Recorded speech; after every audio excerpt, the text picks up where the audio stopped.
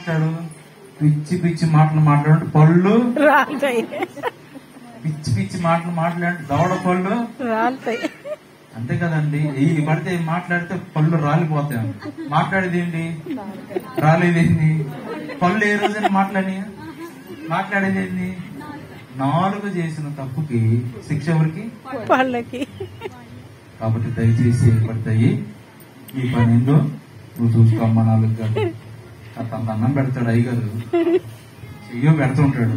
చక్కగా తిని రుచి చెప్పి రసాన్ని ఏదో మాట్లాడమని 4 మాటలు మాట్లాడు. ఎగస్ట్రా మాట్లాడావంటే నీకు కదమ్మా డోసు. అర్థం చేసుకోమని చెప్పాను. 4 మాట్లాడుతూ అంటే ఇద్దరు భయపడతారంట. 1 పళ్ళు, 2 వీపు. ఏం మాట్లాడుతున్నారో వీపు విమానం మోగిద్ది. అంత సౌండ్ వచ్చింది కదా కొట్టినప్పుడు. అప్పుడు ఈ పళ్ళు వీపు ఇద్దరు కలిసి మొరబెట్టుకుంటారంట. అమ్మా నువ్వు మాట్లాడవాకమ్మా, నీకు దండం పెడతాను.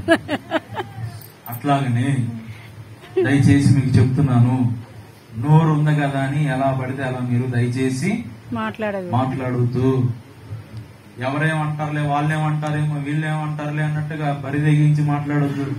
నిజాలు తెలియకుండా మాట్లాడొద్దు. నిందలు ప్రచారం చేయొద్దు. సనుగుళ్ళు చేయొద్దు.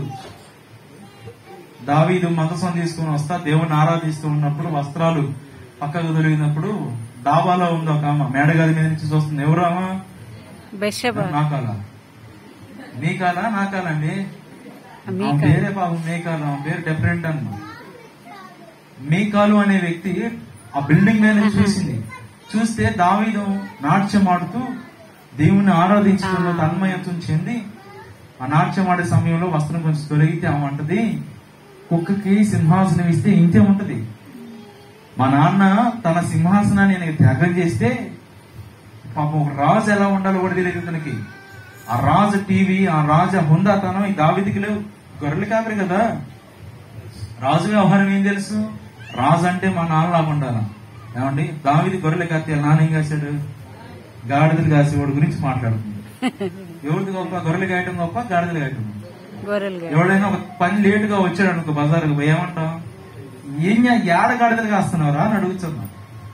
చెప్తున్నానికి వాడతాం. ఏమో మాట్లాడదు దావీదు గురించి.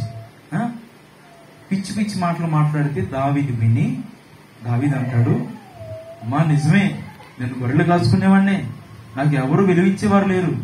కానీ ఆ గొర్రెలు కాసుకునే నన్ను, ఎవరు పట్టించుకుని నన్ను, సొంత వారే తృణీకరించిన నన్ను, నా వారే నన్ను గురించి హేళనగా మాట్లాడిన నన్ను ఈరోజు ఈ సింహాసనం మీద కూర్చోబెట్టింది ఎవరో తెలుసా? మనుషులు వీళ్ళెవరు కాదు గాని ఆకాశమున నా దేవుడే నా సింహాసనం. నా దేవుడు లేకపోతే నేను ఎక్కడున్నాను? నా దేవుడు లేకపోతే నాకు జీవితం ఎక్కడ? నా దేవుడు లేకపోతే ఈ ప్రజలు లోపడతారా? నా దేవుడు నాకు తోడుగా లేకపోతే ఈ రాజ్యం నాకు అప్పగించబడిందా? ఈ రోజు ఇంతవరకు నేను నడిచానంటే నువ్వు గర్వపడుతున్నావు కదా, నా తండ్రి రాజు, నా తండ్రి రాజు అని. ఆ రాజు చేతుల నుంచి రాజ్యాన్ని ఓడబీకి నా చేతికి అప్పగించిన వాడు నా దేవుడైన యెహోవా. ఆయన్ని కాకుండా ఇంకెవరిని మహిమపరచాలి? వస్తుందేంటో తెలుసా? నా దేవుని మందిరం, నా దేవుని మందసం. ఆ మందసం వస్తే ప్రత్యక్ష గుడారం వేయాలి. నా దేవుడు మన మధ్యలో నివసించాలి. ఇన్నాళ్ళు నా దేవుని సన్నిధికి దూరం అయ్యాను, మరలా నా దేవుడు నా ఊరిలోకి వస్తున్నాడు, నా ఇంటి దగ్గరకు వస్తున్నాడు, నా రాజ్యంలోకి వస్తున్నాడు, నాకు సమీపం అవుతున్నాడు. ఆ ఆలోచనే నన్ను ఇక్కడ ఉండనివ్వట్లా. అన్నేం పాడాడు? ఇక్కడ ఉండగానే